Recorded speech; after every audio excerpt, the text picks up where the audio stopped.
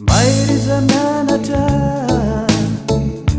atsika mpianatra, aza mora kivy, tsy ampakiray mandeha, tsy fafampanadinana, aza atao maketraka, mangala koa amaraina. Mairiza mianatra, atsika mpianatra, aza mora kivy, tsy afakiray mandeha, tsy fafampanadinana, aza atao maketraka, mangala koa amaraina. Aza kivy maherezare,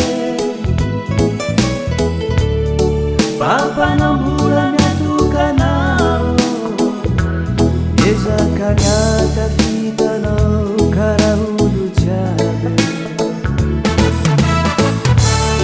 Aza kivy maherezare, pampanambola miatokanao, mandrapahavitany fianaranao any ambony.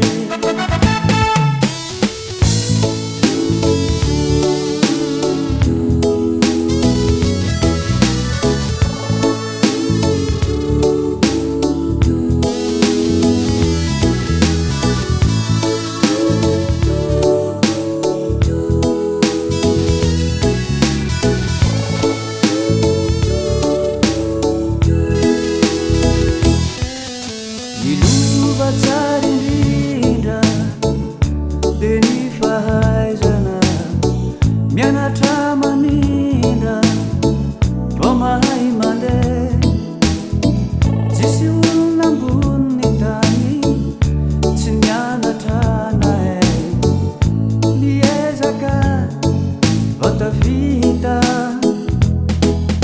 Nilova tsara indrindra dia ny fahaizana, mianatra manindra vao mahay mandeha, tsisy olona ambony tany tsy nianatra nahay, niezaka vao tafita.